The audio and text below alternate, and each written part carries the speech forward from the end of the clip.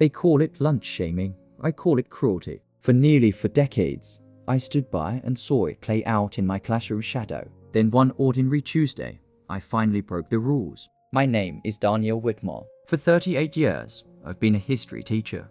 My days were spent inside grey cinder block walls, with shelves of fraying textbooks and the steady drone of the dismissal bell at 2:15 every afternoon. I taught you. SN. History was speeches, the Great Depression. I told my students about bread lines, dust bowls, and families that had to scrape together pennies just to put food on the table. But the hardest lesson wasn't in any chapter. It happened every day in the cafeteria. It was a Tuesday when I noticed it with new eyes. One of my quieter sophomores, Jamie, a boy who sat at the back of 3rd period, was in the lunch line. He was a good kid, always catching little Union soldiers or Civil War cannons in the margins of his notes. That day, when he got to the cashier, she leaned over and said something. His shoulders sagged. She slid a tray toward him, but it wasn't the hot meal everyone else had. It was the dreaded alternative meal. 2 slices of white bread with a slab of cold cheese and a carton of milk. The IOU meal, the shame sandwich.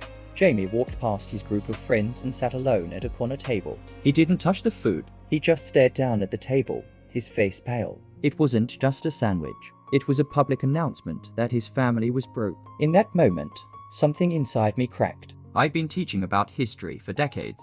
But right there, I saw what humiliation looked like served up between 2 slices of bread. The next morning, I walked into the main office before classes began. Clara, the cafeteria manager, was counting receipts. She had worked there almost as long as I had. Dan, she said, barely looking up. Don't tell me the copy is broken again.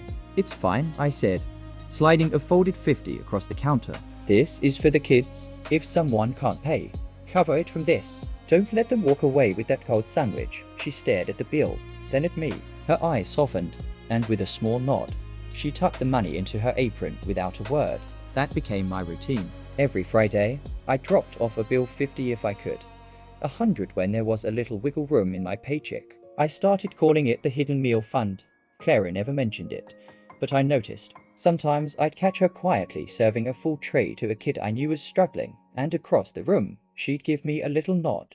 That nod meant the world. It was our silent pact. For a year, I did this. No announcements, no pats on the back, just quiet defiance against a cruel system. Then one afternoon, my brightest student, Emma, lingered after class. Mr. Whitmore, she asked softly, twisting her backpack strap. This isn't about the assignment. Go on, I said. I know it's you. The lunch money thing.